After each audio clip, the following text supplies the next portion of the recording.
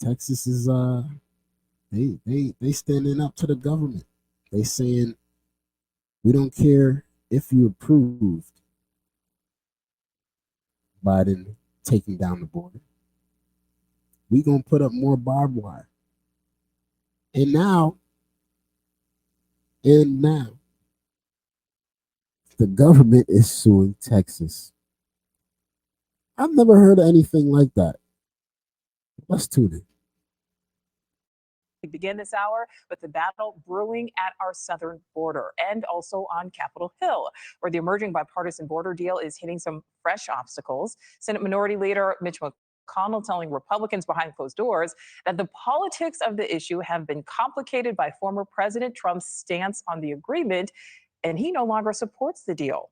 The current package ties both programs together, but Republicans are under mounting pressure from some hardliners who say it will not actually slow migration or fix the problem. This bill represents Senate Republican leadership waging war on House Republican leadership. It's not designed to secure the border, and it won't secure the border.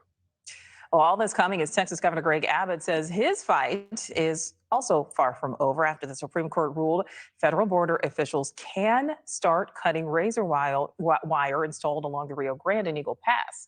Abbott doubled down by installing more of that wire and is now getting support from fellow Republican governors. Today, Oklahoma Governor Kevin Stitt taking to social media saying Oklahoma stands with Texas, and Florida and Montana's governor also echoing that message. News Nation's Allie Bradley is live along the side. Listen, this is the first time ever in United States history that we got a government suing a state. I think we got to give it up. We got to give it up Biden. We got to give it up to Biden. This is the dumbest thing we have ever heard in our entire lives living in the United States. But let's continue. Southern border with more on this legal fight, Allie. Yeah, hey, Nicole, we're going to start here in Eagle Pass, where we can tell you that the crossings between the ports of entry have all but dried up there. The river's extremely high there today. They aren't seeing a lot of migrant crossings, but you can see there are riot shields out there. Texas military and Texas DPS are prepared if large groups try to surge across the Rio Grande. Of course, that razor wire is something that they would have to contend with and something that continues to be one of those issues. But when it comes to lawmakers in Texas, they're actually now calling for the Texas National Guard to be federalized. They're calling on the President of the United States to take control of the Texas National Guard. Here is what Representative Castro had to say, saying, quote, Governor Greg Abbott is using the Texas National Guard to obstruct and create chaos at the border. If Abbott is defying yesterday's Supreme Court ruling, POTUS needs to establish sole federal control of the Texas National Guard now. And then we also have Representative Casa also agreeing with Joaquin Castro, saying, quote, if Abbott is defying yesterday's Supreme Court ruling, POTUS needs to establish that control of the guard. Now, here is the real issue here is that it's not possible, according to the law. The president actually does have the authority to federalize the Texas Army and Air National Guard, but here's the thing.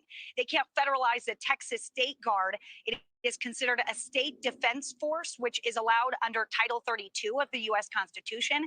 Texas isn't the only state that has this either. There are 20 states that have defense forces. And in fact, many of those states are standing with Governor Abbott. Nicole mentioned a few of those. But that's all it takes to get in. This is the amount of barbed wire they talking about they got to remove. That's it. I thought there was about to be more barbed wire. Like, they helping them move it. This is crazy. But more than a dozen governors, now 14 of them, have come out in support of Abbott's efforts to secure the border. Lawmakers across the country weighing in on this issue that they feel impacts not only just Texas, but the nation as a whole. Here's what Congressman Chip Roy told News Nation about it. I think Governor Abbott ought to go as far as he can to do what is necessary when the federal government is failing, endangering our people, fentanyl pouring in, empowering cartels, criminals getting in, terrorists getting in. We cannot do that. We've got to end it, and we got to end it now.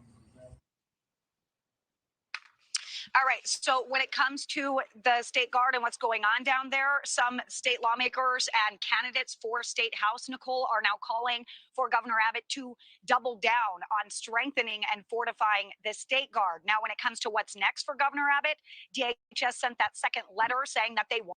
I can't believe families are literally bringing their families and bringing their kids and forcing their kids to come through. They're probably, that's tough. Barbed wire is no joke. I can't believe they're actually like risking it like that, like just to get past, just to get to this side. That's all they want to do. Want access to Shelby Park, demanding that the state of Texas provide that full access. Now, they have until tomorrow by the end of day, Nicole, to open up that park. The consequences not listed in that letter. So I guess we'll find out what happens if Texas doesn't concede here. Thank you for watching. Go to newsnationnow.com to find News Nation on your television provider. And don't forget to click the... Texas ain't backing down. You got to respect their governor. You got to respect their mayor. They are standing together against this nonsense, pretty much. And you got to respect it.